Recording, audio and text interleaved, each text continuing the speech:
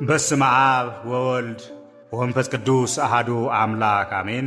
በመጀመሪያ በክርስቶስ ክርስቲያን በወልድ ውልድ በመንፈስ ቅዱስ መንፈሳውያን የተሰኛችሁ የክርስቶስ ቤተሰቦች የእናታችን የቅድስት ድንግል ማርያም የአስራት ያደራ ልጆች በወደደንና ባፈቀረን በጌታችን በአምላካችን በመድኃኒታችን በኢየሱስ ክርስቶስ ፍጹም ሰላምታ ሰላም እላችኋለሁ። እንደሟላችሁ እንደምከረማችሁ እንደምን ለዚህ ሰዓት ደረሳችሁ? አሜን። የጌታችን የአምላካችን የመድኃኒታችን የኢየሱስ ክርስቶስ ስሙ አጽናፍ ዓለም እስከ አጽናፍ ዓለም የከበረና የተመሰገነ ይሁን። እንዲሁም አትለየውምና እናታችን እመቤታችን ቅድስት ድንግል ማርያም ስሟ የከበረና የተመሰገነ ይሁን። ቅዱሳን መላእክት፣ ቅዱሳን ጻድቃን፣ ቅዱሳን ሰማዕታት እንደየክብራቸው የከበሩና የተመሰገኑ ይሁንልን።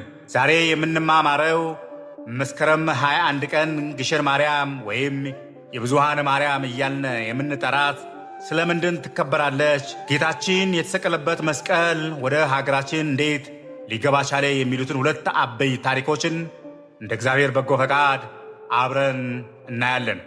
የሚያስተምረን እግዚአብሔር ነው። የጎደለውን አሟልቶ የተጣመመውን አቃንቶ ባፈ መላእክት አርሞ ያስተምረ ዘንድ ቅዱስ ፈቃድ ይሁንልን። ወደ ዕለቱ ትምህርት ስንገባ በመስከረም 21 ቀን ብዙ ወርሃዊና ዓመታዊ የከበሩ በዓላት አሉ። ከእነዚህም አንዱ የእመቤታችን ቅድስት ድንግል ማርያም በዓል ነው። ስለዚህ መስከረም 21 ቀን የሚከበረው በዓል የብዙሃን ማርያም እየተባለ ይታወቃል። ይህ በዓል በሁለት አበይት ምክንያቶች ይከበራል።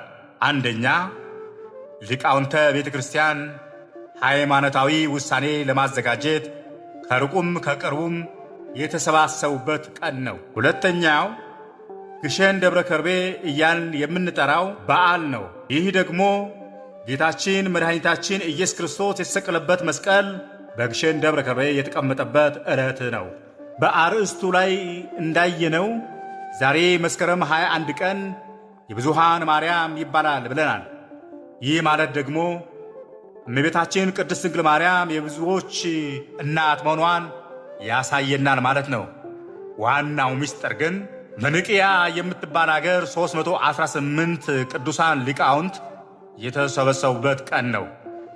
የዚህ ጉባኤ መሰብሰቢያ ዋና ምክንያት በወቅቱ አርዮስ የሚባል መናፍቅ ተነስቶ ነበረና ይህ መናፍቅም የእግዚአብሔር ወልድ የባህሪ አምላክነቱን አልቀበልም በሚል ክህደት ተሰናክሎ ሌሎቹም ያሰናክል ስለነበረ ሊቃውንተ ቤተ ክርስቲያንም በተደጋጋሚ ሊመክሩትና ሊገስጹት ቢሞክሩ አላስተካክልም ስላለ እንዲሁም አንዳንድ ሊቃውንትም መለያየት ስለፈጠረ በወቅቱ ኤፌሶን ያስተዳድር የነበረ ታላቅ ቆስጠንጢኖስ ነበርና ስለዚህ የአርዮስ የክህደት ትምህርት እልባት እንዲሰጠው ታላቁ ቆስጠንጢኖስ በኒቅያ ጉባኤ እንዲካሄድ አደረገ።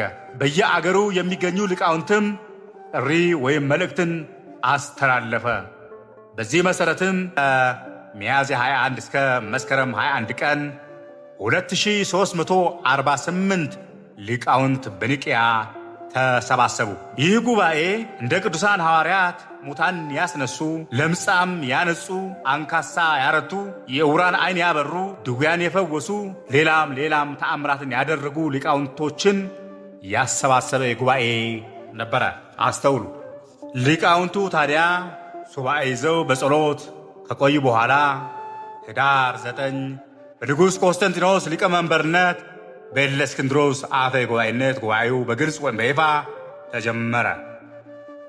318ቱ ሊቃውንተ ቤተ ክርስቲያን በአንድነት የወልድ አምላክነትን እንደ አምላክ እናምናለን የሚለውን በአንድነት ደንግገዋል። አርዮስና መሰሎችንም አውግዘው ለይተዋቸዋል። ስለዚህ ነው የብዙሃን ማርያም የሚባለው። ሁለተኛው ምስጢር ደግሞ ግሸን ደብረ ከርቤ እያልን የምናከብረው የጌታችን መስቀል በግሸን ደብረ ከርቤ ያረፈበት ቀን ስለሆነ ነው። ባለፈው ቪዲዮ እንደተመለከትነው ለንግሥት መስከረም 16 ቀን በ320 ዓመተ ምህረት በዕጣን ጭስ አማካይነት ግማደ መስቀሉ የትኛው ተራራ ላይ እንዳለ ያወቀችበት፣ መስከረም 17 ደግሞ በይፋ ቁፋሮ የተጀመረበት፣ በመጨረሻም ታኅሳስ 10 ቀን ግማደ መስቀሉ የተገኘበት ቀን ነው። መስቀሉንም በጎልጎታ ቤተክርስቲያን አሰርታ በዛ ክብር እንዳስቀመጠችው፣ ይህም ጌታችን የተሰቀለበት መስቀል ሕሙማንን ይፈውስ እንደነበር፣ ብዙ ተአምራትን ያደርግ እንደነበር ተመልክተናል። ይህንን በስፋት ማየት የምትፈልጉ ወደ ኋላ ተመልሳችሁ በመስከረም 16 የሰራሁትን ቅድስት እሌኒና የመስቀሉ ታሪክ የሚለውን ቪዲዮ ማየት ትችላላችሁ። የፋሪስ ንጉሥም መስቀሉን ማርኮ ወደ ፋሪስ ወስዶት ነበረ። በዚህ ጊዜም የኢየሩሳሌም ምዕመናን የድሉን ዜና ሰምተው የአንድ ቀን መንገድ ያክል በመጓዝ ችቦ አብርተው እየዘመሩ እያመሰግኑ ተቀብለውታል ማለት ነው መስቀሉን። ንጉሥ ሕርቃም የጌታችንን መስቀል ለማስመለስ ሕዝቡን ለአንድ ሳምንት ሱባኤ እንዲገቡ በማዘዝና ባዘዘው መሠረት ሱባኤ በመግባት ሊመለስ ችሏል ማለት ነው። ከዛ በኋላም ይህ መስቀል ወደ እስክንድሪያ ተዘዋወረ። በእስክንድሪያም የሚገኙ እስላሞች ቁጥራቸው እየጨመረ በመሄዱ በእስክንድሪያ ለሚገኙ ክርስቲያኖች ላይ ከፍተኛ ተጽዕኖ ወይም ጫና መፍጠር ጀመሩ። መከራ አበዙላቸው። እነዛ ክርስቲያኖችም ከዚህ መከራ እንግልት ለመላቀቅ ሁሉም በአንድነት ሆነው መከሩ። ለኢትዮጵያዊ አፄ ዳዊት እንዲህ የሚል መልእክትም ላኩላቸው። ንጉሥ ሆይ፣ በግብፅ የሚኖሩ እስላሞች መከራ አጽንተውብናልና ኃይልህን አንስተህ አስታግስልን አሉት። ዳግማዊ አፄ ዳዊትም ለመንፈሳዊ ሃይማኖታቸው ቀንተው 20 ሺህ ሰራዊት ይዘው ወደ ግብፅ ዘመቱ። በግብፅ የሚኖሩ ኃያላን ነገሥታት ፈሩ፣ ስጋትም አደረባቸው። አፄ ዳዊትም እንዲህ የሚል መልእክትም ላኩ። በተፈጥሮ ወንድሞቻችሁ ከሆኑት ክርስቲያኖች ጋር ካልተስማማችሁ መጥቼ ሀገራችሁን አጠፋለሁ የሚል መልእክትን ላከ። እነዚህ ሙስሊሞችም ይህንን ማስጠንቀቂያ በደረሳቸው ጊዜ ፈሩ፣ እንደ ቀድሟቸውም ተከባብረው መኖር ጀመሩ። ክብር ለአምላካችን ይሁን። አፄ ዳዊትም የሁለቱ ሃይማኖት ተከታዮች ተስማምተው ተዋደው መኖራቸውን በሰሙ ጊዜ ደስ አላቸው፣ እግዚአብሔርንም አመሰገኑ። የእስክንድሪያ ክርስቲያኖችም የደስታቸው መግለጫ ይሆን ዘንድ 12 ወቄት ወርቅና ደብዳቤ ላኩላቸው። አፄ ዳዊትም ደስ ተሰኙ። አፄ ዳዊት በነገሱበት ጊዜ በአገሪቱ ወይም በኢትዮጵያ ከፍተኛ ችግር ተነስቶ ነበረ።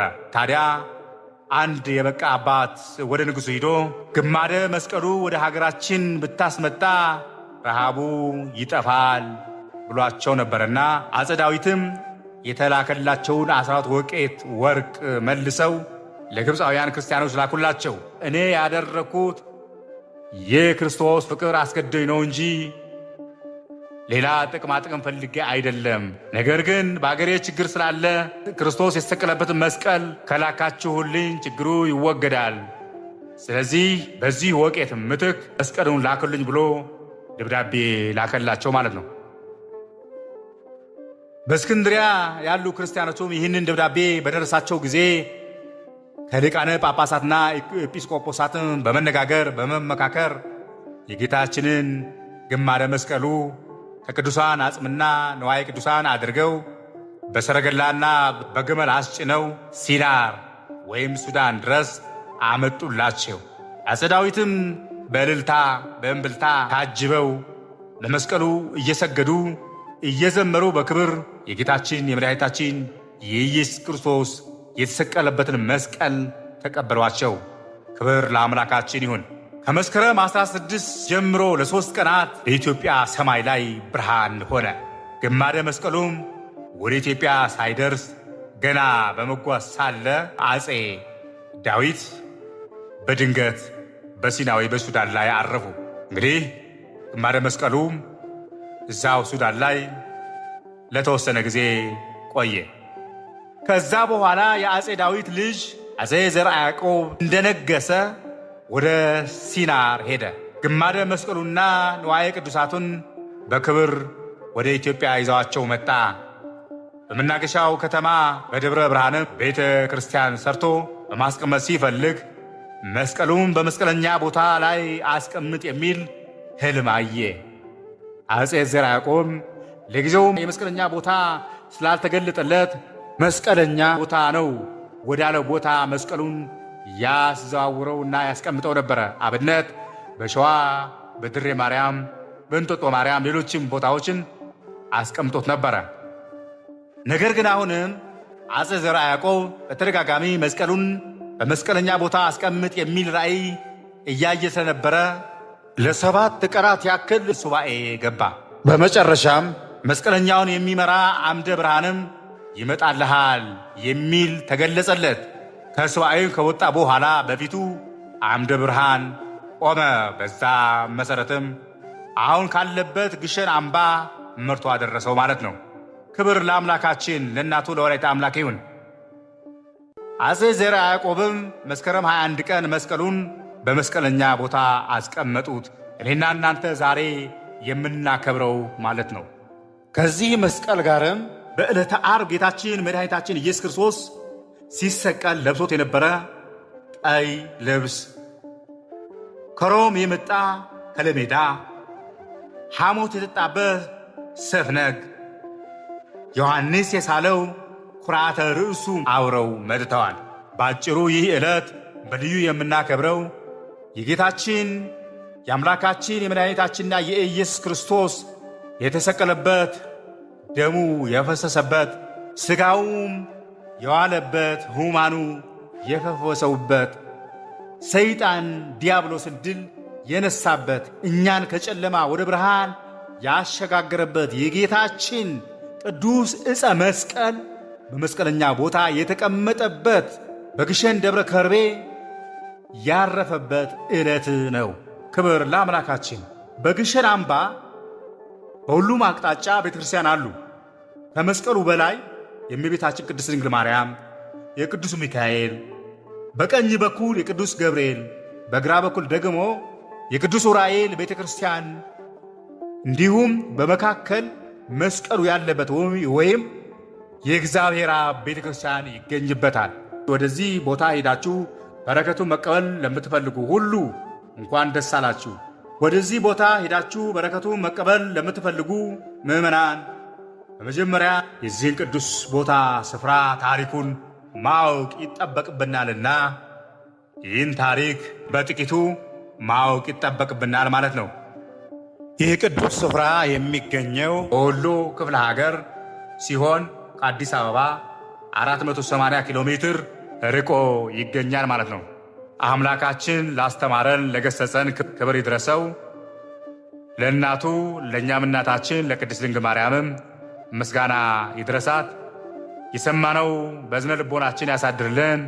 ወስብሐት ለእግዚአብሔር ወለወላዲቱ ድንግል ወለመስቀሉ ክቡር። ይቆየን ለዘላለሙ አሜን።